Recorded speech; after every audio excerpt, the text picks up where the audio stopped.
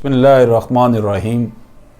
अस्सलाम वालेकुम दोस्तों, अशरफ आसमी आपकी खिदमत में हाज़िर है।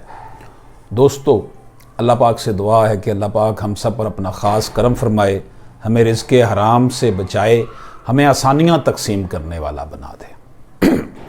दोस्तों, आज का हमारा टॉपिक मजमूआ ज़ाब्ता फ़ौजदारी 1898 के हवाले से, इसमें हम आज 120 CRPC की बात करेंगे कि दफ़ा 120 CRPC क्या कहता है। CRPC का 120 शुरू करने से पहले मैं आपको ज़रा अर्ज़ कर दूं कि पाकिस्तान में जो सिविल जो CRPC चल रहा है, क्रिमिनल प्रोसीजर कोड, उसका मकसद इम्प्लीमेंटेशन कानून की करवाना होता है। ये प्रोसीजर है, प्रोसीजरल लॉज हैं कि सज़ा हो गई है, अब उसकी इम्प्लीमेंटेशन कैसे होगी। तो आज हम पढ़ रहे हैं proceedings in all cases subsequent to order to furnish security. शुरू इस मियाद का कि जिसके लिए ज़मानत मतलूब हो, यानी वो मियाद कब शुरू होगी जिसके लिए ज़मानत मतलूब की गई है। Commencement of period for which security is required। तो जनाब दफ़ा 120 CRPC कहती है, नंबर 1, अगर कोई शख्स जिसके हवाले से तलबी ज़मानत का हुक्म दफ़ा 106 या दफ़ा 118 के तहत सादर किया जाए, इस वक़्त जब ऐसा हुक्म सादर किया जाए, उस वक़्त जब ऐसा हुक्म सादर किया जाए, सज़ाए कैद दी जाए या कैद की सज़ा काट रहा हो, तो वो मियाद जिसके लिए ऐसी ज़मानत तलब हुई थी वैसी सज़ा के ख़त्म होने के बाद शुरू होगी। दूसरा इसका पॉइंट है जी, दीगर सूरतों में वैसी मियाद वैसे हुक्म की तारीख से शुरू होगी अगर मजिस्ट्रेट का काफ़ी वजह पर कोई तारीख इसके बाद की मुकर्रर करें। इसकी हम एक्सप्लेनेशन करते हैं जी। जब कोई मुश्तबा शख्स जिसके खिलाफ दफ़ा 118 मजमूआ ज़ाब्ता फ़ौजदारी के तहत ज़मानत दाखिल करने का हुक्म सादर किया गया हो, किसी असली जुर्म की पदाश में सज़ाए कैद काट रहा हो, तो वो मियाद जिसके लिए ज़मानत तलब की जाए ज़मानत दाखिल करने के हुक्म की तारीख़ है से नहीं, बल्कि इस सज़ा के इख्तिताम की तारीख से शुरू होगी जो मुश्तबा मज़कूरा ऐसे जुर्म की पादाश में भुगत रहा हो। मचलका का मजमून क्या है जी? दफ़ा 121 CRPC क्या कहता है? इस मचलका में जो ऐसे शख्स को लिखना पड़ेगा, शख्स मज़कूर इस बात का इकरार करेगा कि अमन खलाइक को महफूज रखेगा या नेक चलन रहेगा, यानी जैसा मौका और सूरत आखिरुल ज़िक्र में किसी ऐसे जुर्म का इर्तिकाब करना या इसके इर्तिकाब का इक़दाम करना, इसमें मावन होना जो लायके सज़ाए कैद हो, जहाँ कहीं इसका इर्तिकाब किया जाए उसे इनहराफ मचलका समझा जाएगा। दोस्तों, ज़ामनों के नामंजूर करने का अख्तियार, power to reject sureties, magistrate मज़कूर को अख्तियार है कि किसी ज़ामन को पेश करदा मंजूर करने से इनकार कर दे, या किसी ज़ामन को जो पहले इसने या इसके मोरस ने ज़ेरे बाब हाजा मंजूर किया हो, इस बिना पर कि वो ज़ामन मचलका की अगराज के नालायक है, ना मंजूर कर दे। यानी कि ये मजिस्ट्रेट का अख्तियार है कि वो जो भी किसी ज़ामन को पेश किया जाए वो उसको इनकार भी कर सकता है कि भाई तुम्हारी रेपुटेशन ठीक नहीं, या तुम्हारे वालिद की या तुम्हारे बुज़ुर्गों की या तुम्हारी फैमिली की रेपुटेशन ठीक नहीं है, तुम मचलका नहीं दे सकते, ज़ामन नहीं बन सकते। मगर शर्त यह है कि ऐसे ज़ामन को मंजूर या नामंजूर करने से कबल वो या तो खुद ज़ामन के लायक होने की हवाले से तहकीकात करेगा या ऐसी तहकीकात कराएगा और इस पर एक रिपोर्ट एक मजिस्ट्रेट मुताहिद से लिखवाएगा। यानी कि वो फिर इसकी रीज़न बयान की जाएगी कि ऐसा उसने क्यों किया है। अगर आपने ज़ामन ने जो श्योरिटी दी है वो अगर उसने जैली दे दी है, जैली डॉक्यूमेंट्स दे दिए हैं, तो वो सीधा साधा एंटी करप्शन का केस बन जाना है, वो बचना मुश्किल हो जाता है। आजकल जो हम देखते हैं कि टाउट जो है उनसे मचलके करवा लिए जाते हैं, उन्होंने जैली से कागज़ पकड़े होते हैं, वो ज़ामन बन के पेश हो जाते हैं अदालतों में और ज़मानत दे देते हैं। वो बड़ा ख़तरनाक काम है। अगर मुखालिफ पार्टी आपकी शिकायत कर देती है और कहती है जी मचलका चेक करवाया जाए ये असली है या नकली है, तो जिस जुर्म में आपको सज़ा हुई है उससे तो आप शायद बच जाएं, लेकिन ये जो नई सज़ा आपको होनी है 420, 468, 471 और उसके अलावा आपने कोर्ट की साथ फ्रॉड किया, ये बड़ा हीनियस क्राइम बन जाना है। मजिस्ट्रेट मज़कूरा कबल तहकीकात करने के ज़ामन को और इस शख्स को जिसने ज़मानत दी थी माकूल नोटिस देगा और तहकीकात के वक्त शहादत का खुलासा जो इसके सामने गुजरेगा, जो तहकीकात करेगा उसको वो कलमबंद करेगा। इस शहादत पर जो इसके सामने या मजिस्ट्रेट मुकर्रर शुदा ज़ेर ज़मन एक के सामने दी जाए, इस मजिस्ट्रेट की रिपोर्ट पर अगर कोई हो, गौर करने के बाद मजिस्ट्रेट का इत्मीनान हो जाए कि ज़ामन जो है मुचलका की अगराज़ व मकासद के हवाले से नालायक शख्स है, अनेबल है, उसका हमने मंजूर करना है या नहीं करना है, तो इस ज़ामन को मंजूर करने से इनकार कर सकता है या ना मंजूर करना है। जैसी भी कोई सूरत हो वो उसकी वजह लिखेगा कि ये ज़ामन ठीक नहीं है। दोस्तों, मजिस्ट्रेट से मुराद ऐसा मजिस्ट्रेट है जिसने ज़ेर दफात 112 और 118 हुक्मनामा जारी किया और उसका जानशीन ओहदा भी शामिल हो।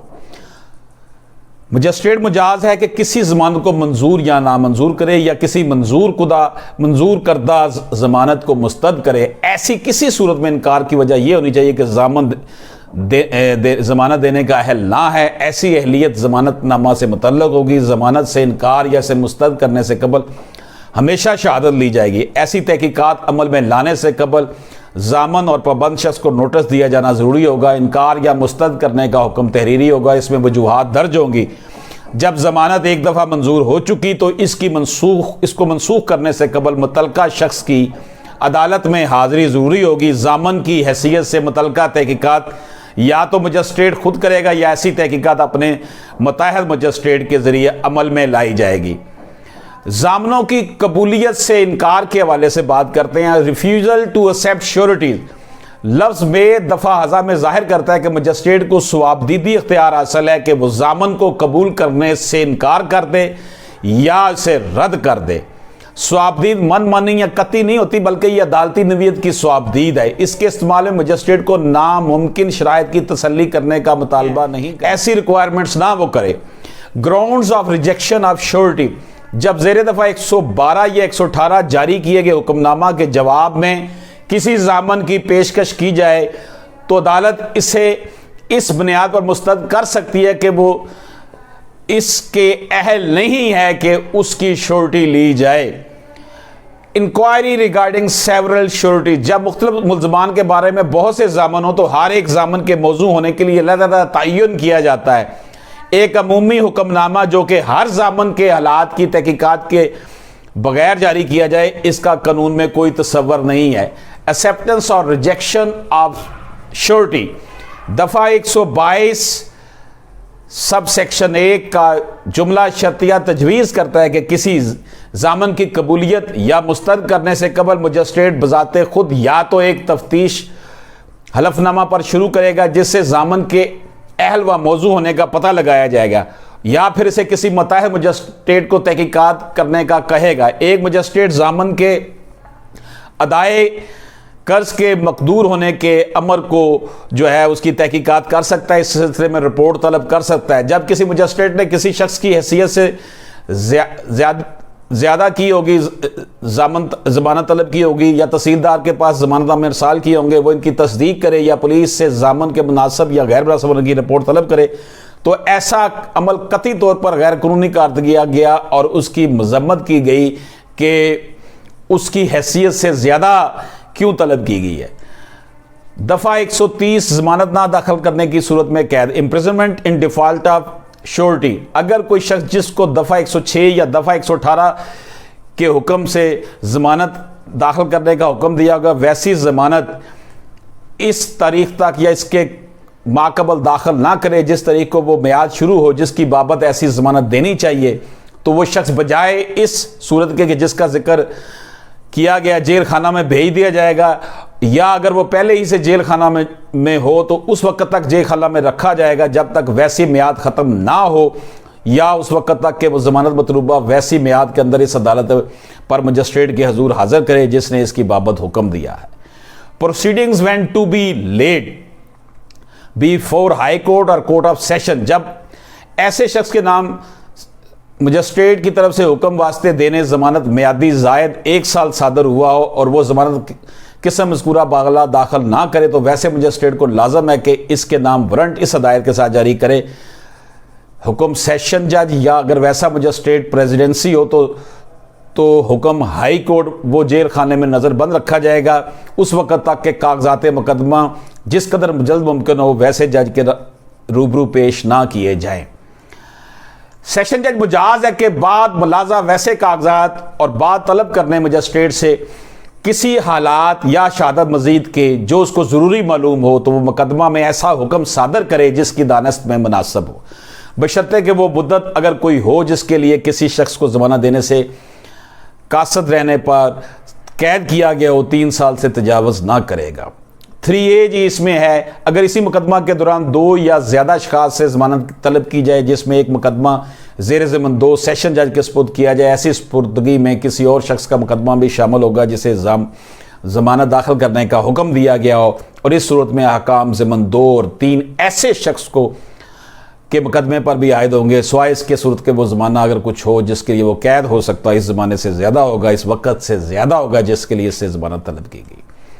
3B है जी, सेशन जज अपनी स्वाबदीद के मुताबिक किसी मुकदमा को इसके पास ज़ेर ज़मन 2 या ज़ेर ज़मन 3A पेश किया जाए किसी एडिशनल जज या असिस्टेंट सेशन जज के पास, यानी एडिशनल, और ऐसे इंतकाल पर एडिशनल सेशन जज के इख्तियार ज़ेर दफ़ा हज़ार दोबारा इस मुकदमे के अमल में ला सकता है। अगर ज़मानत उहदादार मोहतमम जेल खाना को पेश की जाए तो मोहतमम मज़कूर इस, यानी जेलर की बात हो रही है, सुपरिटेंडेंट जेल की, इस अमर का इस्तिस्वाब इस अदालत या मजिस्ट्रेट से फौरी करेगा जिसने हुक्मनामा सादर किया था और वैसी अदालत या मजिस्ट्रेट के अहकाम का इंतज़ार करेगा। कैद की किस्म, काइंड्स ऑफ इम्प्रिजनमेंट, वो कैद जो बहालत अदम अदखाल ज़मानत की जाएगी वो कौन कौन सी होगी जी। इसमें जनाब हम देखते हैं कि जो दी जा सकती है वो कैद जो बसूरे अदम दखाल ज़मानत बहुत नेक चलनी की आयद की जाए, जबकि कार्रवाई ज़ेर दफ़ा 108 की जाए महज होगी, जबकि मुकदमा ज़ेर दफ़ा 109 या दफ़ा 110 चलाया जाए, सख्त हो या महज, जैसी कि अदालत या मजिस्ट्रेट हर मुकदमा में हदायत करे। दोस्तों, हमने आपके सामने जो पेश की हैं दफ़ात, इसमें हमने आपकी खिदमत में यह अर्ज़ करने की कोशिश की है कि जो proceedings in all cases subsequent in order to furnish surety थे। इजाज़त दीजिए, अल्लाह हाफ़िज़।